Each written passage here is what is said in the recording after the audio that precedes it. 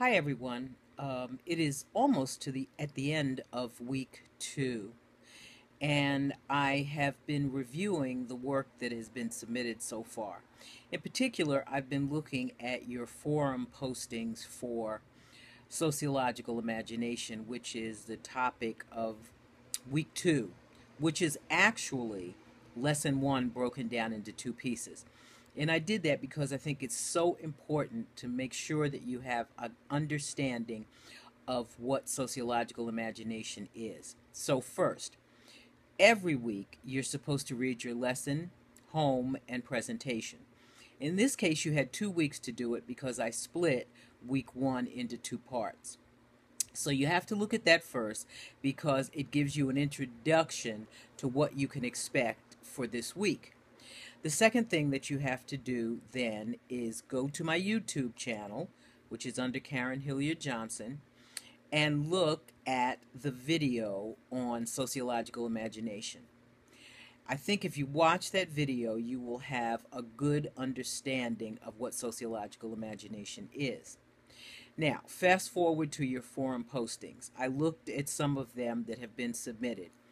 Number 1, your forum posts are gradable assignments and they must be done with proper grammar, proper sentence structure, proper spelling. So if you're not sure as to whether or not you're meeting all of those criteria, then you need to have your work reviewed before you post it to the forum.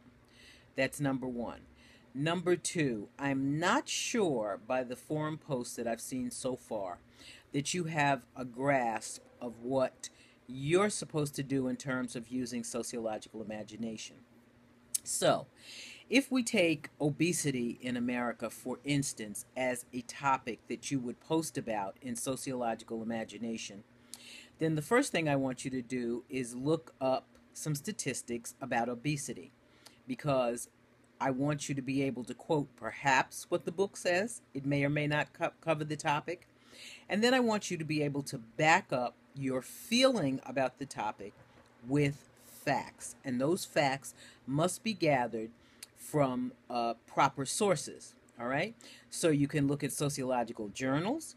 You can go into the library and start getting familiar with how you search out those things with the search engines, academic search engines, and then you can sit down and write about them. So, for example, we're talking about obesity. You see that if you were to sit a chair on any street corner and you were to look at and make notes or count the number of people that you think are overweight, okay? So now we can say that on the surface of it, someone might think that obesity is caused because people are lazy, okay?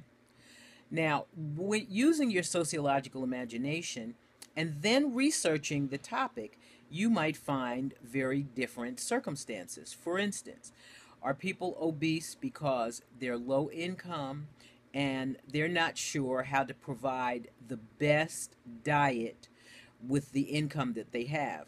So they tend to buy things that fill you up, like starches, which are not the best for you health-wise, okay, and can lead to obesity. Are people obese because they're just not sure what their diet should be? Has the fast-paced life that we live in the 21st century led to obesity? I know many of you, when people come into my classroom in the evening at 5:15, come in with cakes and chips and all kinds of other things that I consider junk food. And I bet for some of you that might be dinner. All right, that's not the best diet. So, when you look at obesity, you might think on the surface, well, people are obese because they're lazy.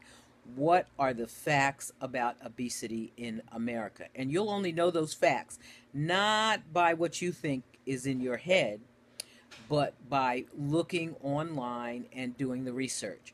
What's the true facts about obesity in this country? So, you can take that and do it for any topic that you cover this week in your forum posting.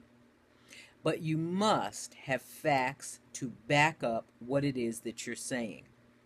So, check your grammar, check your spelling, check your sentence structure, and check whether or not you are including factual references in every post this week.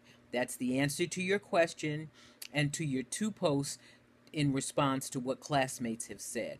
You've got to do this every week, not just this week. So I want you to get in the habit.